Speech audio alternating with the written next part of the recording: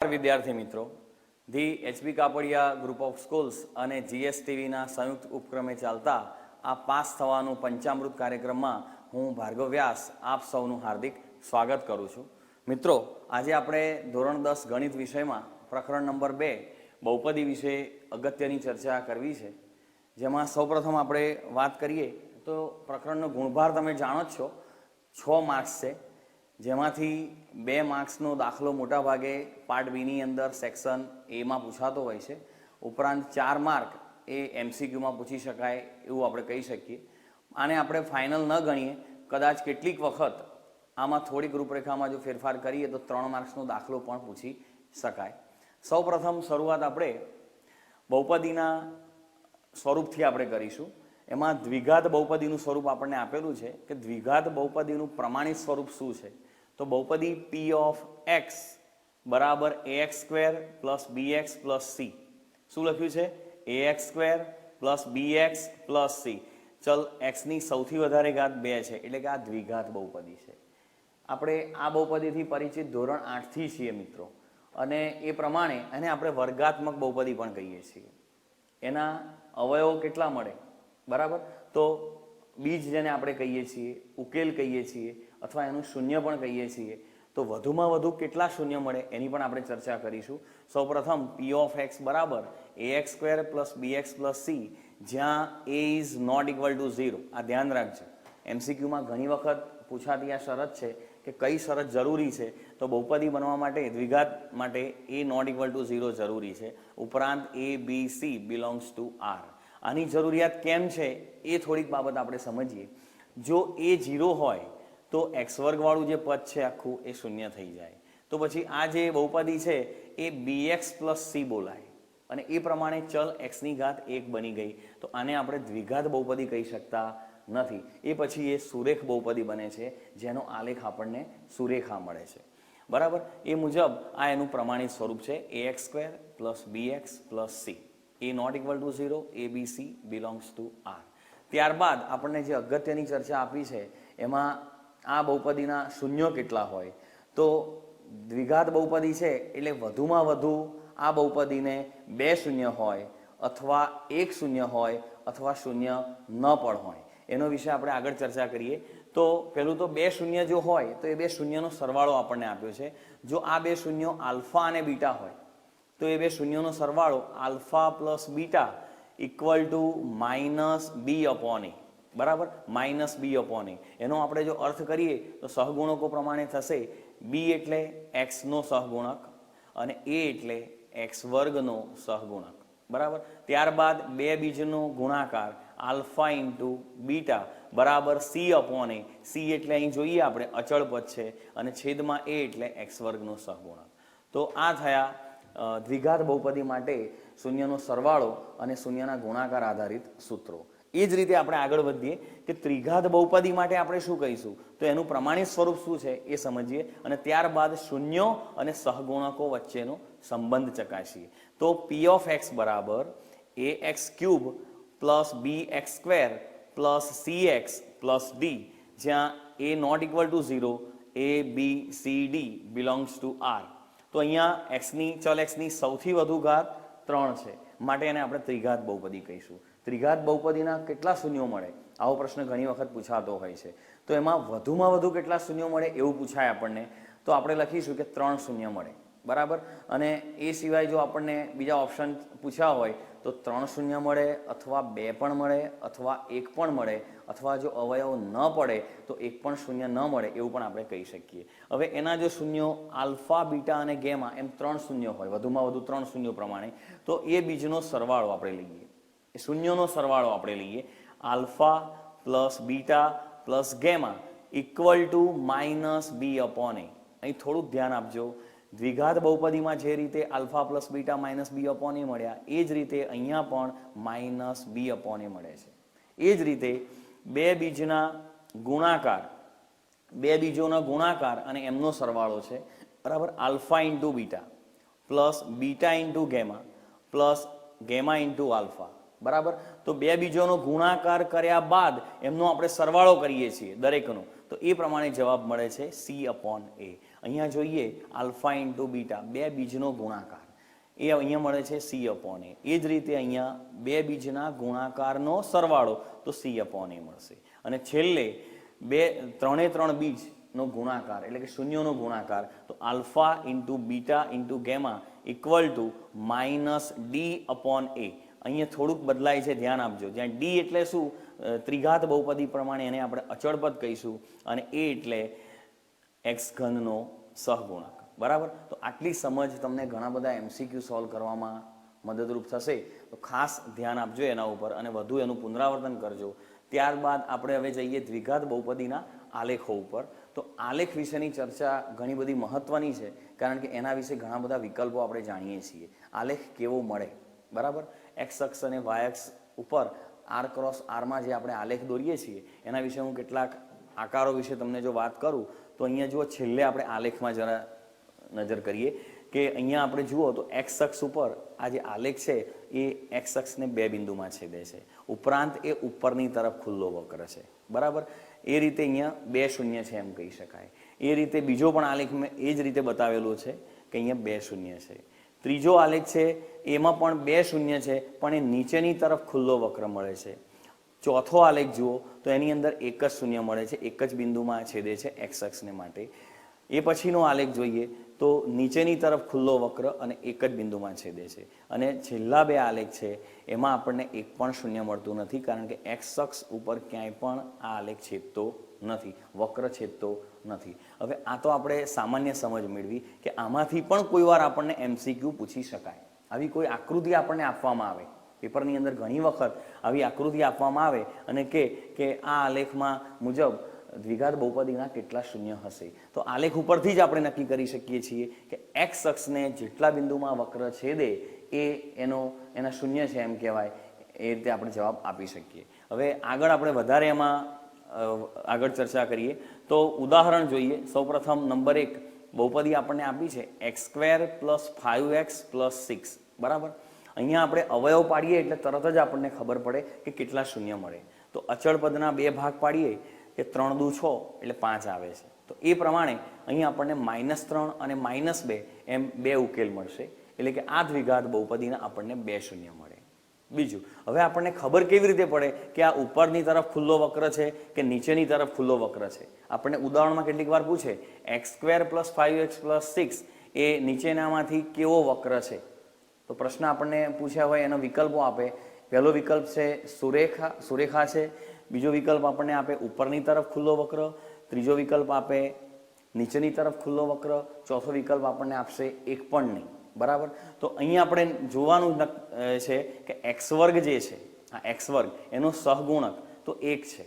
બરાબર. અને ત્રીજો આલેખ જુઓ, x² નો સહગુણક -1 છે.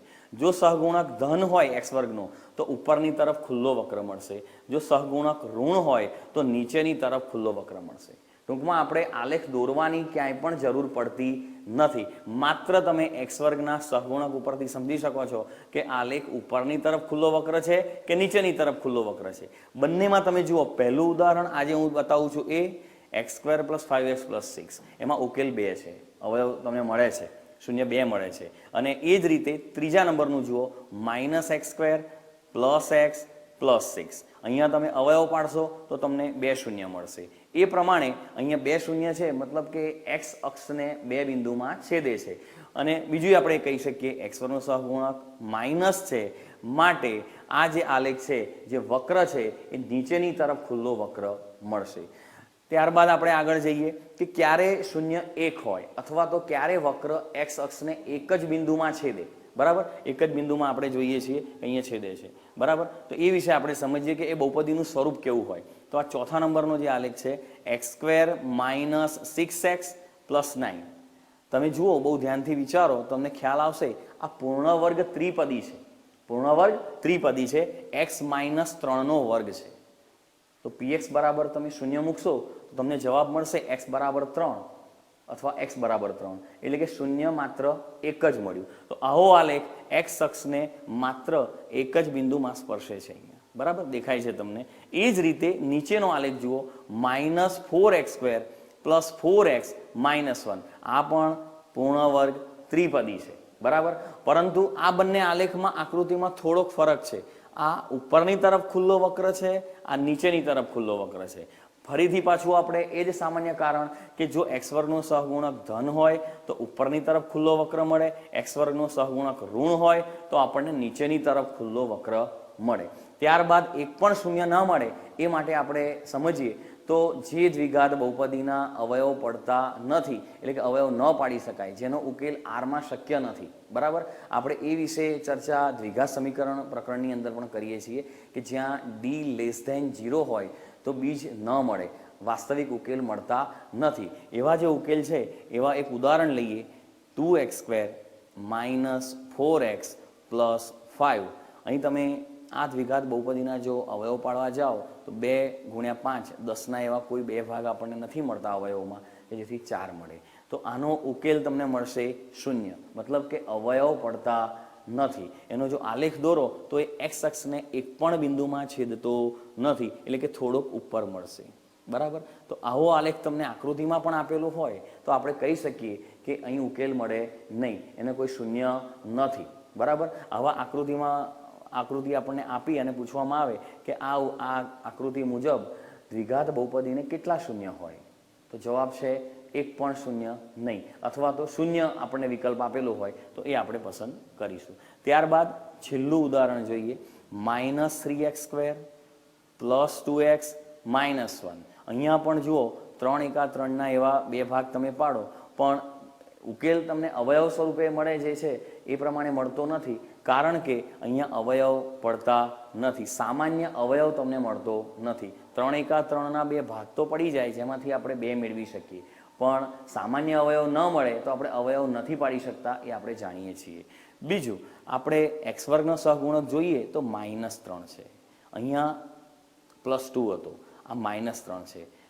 ઉપરનો આલેખ આપણને ઉપરની તરફ ખુલ્લો વક્ર આપે છે, નીચે જોઈએ એક્સ વર્ગનો સહગુણક ઋણ હોવાથી આપણને એ નીચેની તરફ ખુલ્લો વક્ર આપે છે.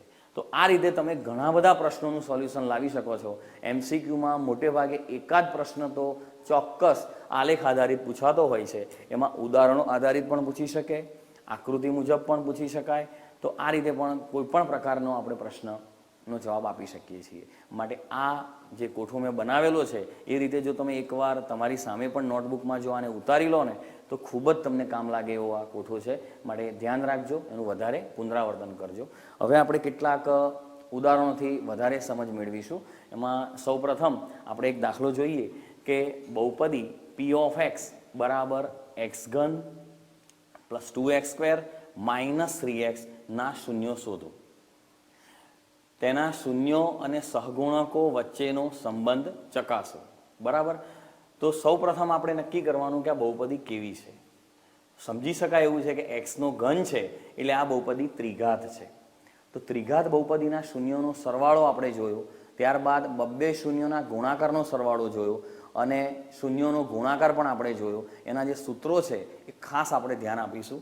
અહીંયા આપણે જોઈએ કે p(x) = x³ + 2x² - 3x. આ જે બહુપદી આપણને આપી છે એને આપણે પ્રમાણિત સ્વરૂપ, એટલે કે બહુપદીના પ્રમાણિત સ્વરૂપ, ત્રિઘાત બહુપદીનું પ્રમાણિત સ્વરૂપ છે બહુપદી p(x) = ax³ + bx² + cx + d. એની સાથે સરખાવતા તો આપણે સરખાવીએ તો આપણને શું મળશે? a = 1 મળશે, b = 2 મળશે, c = -3 અને d ની વેલ્યુ અહીં છે નહીં, અચળ પદ નથી, માટે આપણે 0 લઈશું. હવે આ બહુપદીના શૂન્ય શોધવા માટે આપણે બહુપદીનું મૂલ્ય કેટલું લેવું પડશે? 0. p(x) = 0 લેતા. તો અહીંયા બહુપદીના અવયવ પાડીશું એ પહેલાં કોમન કાઢીએ. x અંદર આવશે x² + 2x - 3. દરેકમાંથી x નીકળી જાય એટલે આ પદ આવશે બરાબર 0. હવે આપણે 3ના એવા બે ભાગ પાડીએ, વચ્ચે 2 આવે તો 3 × 3 એ પ્રમાણે x (x + 3 x - 1 = 0. તો આપણને 3 શૂન્ય મળે છે. x = 0 અથવા x = -3 અથવા x = 1.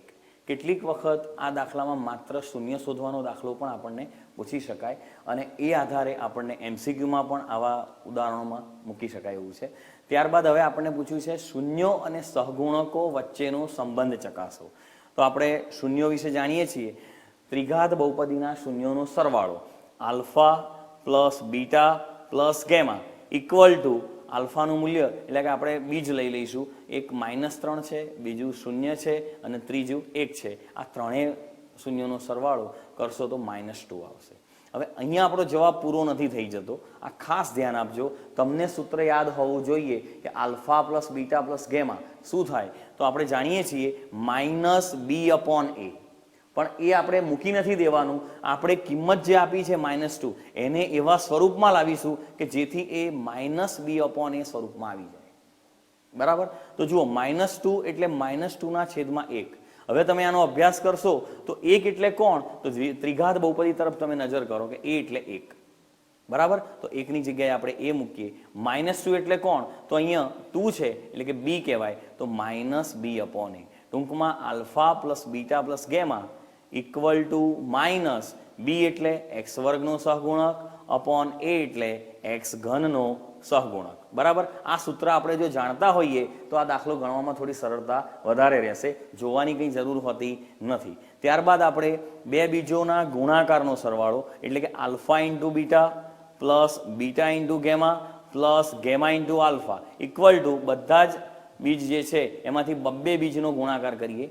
-3 ગુણ્યા 0 પ્લસ 0 ઇન્ટુ 1 પ્લસ -3 ઇન્ટુ 1 બરાબર આ જે સરવાળો કરીએ તો -3 એ પછી આ 0 થઈ જશે અને અહીંયા આવશે -3. બરાબર? અને એ પ્રમાણે આ પદ 0 થયું, આ પદ પણ 0 થઈ ગયું. આનો જવાબ આવશે -3. -3 છેદમાં 1, 1 એટલે a અને -3 એટલે c છે, તો c/a. અહીંયા c એટલે કોણ, તો આપણે જાણીએ છીએ ax ઘન plus bx² plus cx. x એટલે xનો સહગુણક, તો xનો સહગુણક c છે અને a એટલે x ઘનનો સહગુણક. ત્યારબાદ શૂન્યોનો ગુણાકાર alpha into beta into gamma equal two -3 into 0 into 1 equal to 0. બરાબર? શૂન્ય સાથેનો ગુણાકાર એટલે આપણે જાણીએ છીએ 0 થાય, 0/1. જવાબ તમને પહેલેથી ખબર હોય તો વધારે સરળતા રહે. Alpha into beta into gamma equal two -d/a. એ પ્રમાણે આપણે પહેલાં જ લખી દઈએ -d/a ઇક્વલ ટુ અચળ પદ અપોન x ઘનનો સહગુણક. આગળ માઇનસ લખવાનું ભૂલાવું નહીં જોઈએ, આ ખાસ ધ્યાન રાખજો. હવે આગળ વિદ્યાર્થી મિત્રો આપણે એક બીજું ઉદાહરણ જે આપણને પાઠ્યપુસ્તકમાં આપેલું છે એ ઉદાહરણનો અભ્યાસ કરીએ, જેના શૂન્યોનો સરવાળો 8/5 અને ગુણાકાર 3/5 હોય તેવી દ્વિઘાત બહુપદી p of x બરાબર ax² plus bx plus c મેળવો. બરાબર? અહીં આપણને શૂન્યનો સરવાળો અને ગુણાકાર એના મૂલ્યો આપી દીધેલા છે. આપણને દ્વિઘાત બહુપદી શોધવાની કહી છે. દ્વિઘાત બહુપદી ઉપરથી આપણે એના શૂન્યો તો શોધીએ છીએ, પણ આ આપણને ઉલટ પ્રશ્ન છે એવું કહી શકાય. ઘણી વખત પૂછાતો દાખલો. બીજી એક અગત્યની શરત આ દાખલામાં તમને બતાવેલી છે કે a એટલે કે x વર્ગનો સહગુણક એ ઋણ હોવો જોઈએ, 0 કરતાં નાનો હોવો જોઈએ, a <0 હોવો જોઈએ. આવી શરત આપેલી હોય તો એ શરત પ્રમાણેની આપણને દ્વિઘાત બહુપદી મેળવવાની છે. માટે આ દાખલો ખૂબ જ અગત્યનો છે. ધ્યાન આપજો તો તમને ચોક્કસ સરળતાથી ખ્યાલ આવી જશે કે ધારો કે આલ્ફા અને બીટા દ્વિઘાત બહુપદી p of x ના શૂન્યો છે, જ્યાં આલ્ફા પ્લસ બીટા બરાબર આપણે જાણીએ છીએ સૂત્ર -b/a. આપણને સરવાળો આપેલો છે 8/5. તો એ પ્રમાણે હવે આપણે લઈએ કે અહીંયા 8 જે છે એને આપણે નીચે લાવીશું, એને આપણે ઉપર લઈ જઈશું તો લખાશે b/8. અહીં આપણે a ઉપર માઇનસની નિશાની લઈ ગયા છીએ, બીને ધન બનાવી દીધો, એને આપણે ઋણ બનાવ્યો છે કારણ કે a is less than 0 લખ્યું છે. બરાબર? તો લખીશું આપણે ગુણોત્તરની ભાષામાં જો આપણે વાત કરીએ તો અહીંયા આપણે એકાંતર પ્રમાણ કર્યું એમ કહી શકાય. એને ઉપર લઈ ગયા છીએ, 8ને નીચે લાવ્યા છીએ, તો b/8 બરાબર -a/5 બરાબર k. બરાબર? આપણે આ જે મૂલ્ય છે એના માટે ફરીથી આપણે ધારીશું કે ધારો કે આ મૂલ્ય બરાબર k છે, જ્યાં k is greater than 0. k 0 હોવો જોઈએ નહીં, આ શરત લખાવી જોઈએ, ધ્યાન રાખજો. તો આ ઉપરથી આપણને b/8 ને k સાથે સરખાવીએ તો b બરાબર 8k મળે, -a બરાબર 5k એટલે a બરાબર -5k મળશે. હવે આ બે સહગુણકો આપણને મળી ગયા. ત્યારબાદ બે શૂન્યોનો ગુણાકાર એટલે કે આલ્ફા ઇન્ટુ બીટા બરાબર સી અપોન એ, એટલે કે અચળ પદ ભાગ્યા એક્સ પરનો સહગુણક. એ પ્રમાણે અહીં 3/5 આપેલો જ છે અને એના ઉપરથી આપણને વેલ્યુ મળશે સી બરાબર 3/5 એ, જ્યાં એ એટલે -5k મૂકીએ. બરાબર, -5k મૂકો એટલે 5 5 ઉડી જાય, જવાબ આવશે -3k. સી બરાબર -3k. બરાબર. હવે પી ઓફ એક્સ બરાબર ax² plus bx plus C, જ્યાં એ બી અને સી છે ત્યાં આપણી જે વેલ્યુ લાવે આપણે બી બરાબર 8k, એ બરાબર -5k. ધ્યાન રાખજો, એ બરાબર -5k છે, જ્યાં એ લેસ ધેન 0 આપણને આપેલા છે માટે આપણે એની વેલ્યુ ઋણ લીધી છે અને સી બરાબર -3k મૂકીશું. તો લખાય એ એટલે -5k x² પ્લસ બી એટલે 8k x, સી એટલે -3k. કે કોમન કાઢીએ તો -5x² પ્લસ 8x -3 બ્રેકેટમાં લખીશું k belongs to R plus. આ ધ્યાન રાખજો, આર પ્લસ એટલે કે ધન વાસ્તવિક સંખ્યા ગણ. બરાબર, એનો અર્થ શૂન્ય હોય નહીં, કેનું મૂલ્ય શૂન્ય ન હોવું જોઈએ, કારણ કે કેનું મૂલ્ય જો શૂન્ય બની જાય તો સહગુણક પ્રમાણે આ આખી બહુપદી શૂન્ય થઈ જાય, તો આ બહુપદીનું અસ્તિત્વ ન રહે એવું આપણે કહીએ. તો આમ આ જે આપણે માગેલી બહુપદી છે કે કે બ્રેકેટમાં -5x² વત્તા 8x ઓછા 3, આ અગત્યની શરત લખવાનું ભૂલાવું ના જોઈએ. અહીંયા કે ગ્રેટર ધેન 0 લખાવાનું ભૂલાવું ના જોઈએ. જે કે ધારો છો એના માટે ખાસ શરત, અગત્યની શરત. બરાબર, માટે ધ્યાન રાખજો, પૂરા માર્ક્સ લેવા માટે આવી શરતોનું પાલન કરવું જરૂરી છે. બરાબર, ત્યારબાદ આપણે આગળના દાખલા ઉપર જઈએ. -3x⁴ -5x³ વત્તા 8x² ઓછા 7x વત્તા 15, એને x+3 વડે ભાગવાના છે અને સંક્ષિપ્ત ભાગાકારની રીત છે. તો આપણે એમાં શું લખીએ છીએ જુઓ, ભાજ્ય બહુપદી લખી, ભાજક બહુપદી લીધી, ત્યારબાદ આ બહુપદીને સહગુણકો સાથે સરખાવીએ, x4 x3 x² અને x અને x0. એને સરખાવતા -3 -5 8 -7 15 આવે છે. હવે અહીં x+3 એ ભાજક બહુપદી છે, તો બરાબર 0 લઈએ તો x બરાબર -3 લેવાય. સંક્ષિપ્ત ભાગાકારની રીતમાં આપણે આ રીત વાપરીએ છીએ, એક કોઠો બનાવીએ છીએ જેમાં સહગુણકો જમણી બાજુ લખીશું ભાજ્ય બહુપદીના, અને ભાજક બહુપદી મુજબ xની જે વેલ્યુ છે -3 એને ડાબી બાજુ લઈશું. આ બંનેનો સરવાળો કરીએ તો -3 આવે, એનો ગુણાકાર -3 સાથે આપણે કરીએ છીએ. 9 અહીં મૂકીશું, 9માંથી 5 જાય, 4 આવે, 4 તરી 12, -12 લઈશું, એમાંથી 8 જાય, -4 લેવાય, એનો ગુણાકાર -3 સાથે 12 થાય, બાદબાકી થાય 5 આવે, 5 ગુણ્યા -3 -15, બંનેનો સરવાળો થાય 0, શેષ 0 થઈ ગઈ. બરાબર, હવે આ જે બહુપદી છે એ ભાગફળ બહુપદી છે. બરાબર, તો એમાં એક ઘાત ઓછી થશે, જેટલી ભાજ્ય બહુપદીની ઘાત છે એના કરતાં એક ઘાત ઓછી, એટલે કે આપણે લખીશું આ બહુપદી માટે એને -3 4 -4 5 એ અનુક્રમે x³ x² x1 અને xની શૂન્ય ઘાતના સહગુણકો છે. અને એ પ્રમાણે અહીંયા આપણે બહુપદી લખીશું x+3 એ એનો ભાજક બહુપદીનો અવયવ છે, અને ત્યારબાદ ભાગફળ બહુપદી લખીશું -3x³ વત્તા 4x² ઓછા 4x વત્તા 5. ત્યારબાદ બીજું એક ઉદાહરણ આપણને આપેલું છે કે p ઓફ x બરાબર 2/3 x² પ્લસ 5x પ્લસ 6, એને ભાજક બહુપદી x+6 વડે ભાગવાના છે. બિલકુલ આ જ રીતે આપણે ગણવાનો છે દાખલો, પણ અહીં એક અગત્યની બાબત, અહીંયા અપૂર્ણાંકમાં આપણને x પરનો સહગુણક આપ્યો છે, તો સહગુણકો મૂકીશું. 2/3 5 6, x+6 છે એના બરાબર 0 લઈએ, x બરાબર -6 એને ડાબી બાજુ લઈએ, આનો સરવાળો કરીશું 2/3, -6 સાથે ગુણાકાર કરીએ, -4 આવશે, એની બાદબાકી થાય 1 આવશે, -6 મૂકીશું, 0 શેષ આવી. બિલકુલ આ જ રીતે આપણને ભાગફળ બહુપદી એક ઘાત ઓછી કરીએ એટલે 2/3 x વત્તા 1 આવશે અને શેષ બહુપદી મળશે rx બરાબર 0. તો મિત્રો આ રીતે આપણે આજે જે બહુપદી ચેપ્ટરની અંદર સઘન માહિતી મેળવી એના વિશે તમે ખ્યાલ રાખશો કે ખાસ કરીને આપણે આલેખના પ્રશ્નોમાં ખૂબ ધ્યાન રાખવાનું છે. આલેખમાં જેટલી બાબતો આપણે સમજાવી એનું વધારે પુનરાવર્તન કરજો. ઉપરાંત સંક્ષિપ્ત ભાગાકારની રીત, આ શબ્દ જ્યારે વાપર્યો હોય સંક્ષિપ્ત ભાગાકારની રીતે ભાગો ત્યારે દાખલો આપણે એ જ રીતે ગણવાનો છે, બીજી કોઈ રીતે આપણે દાખલો ગણવાનો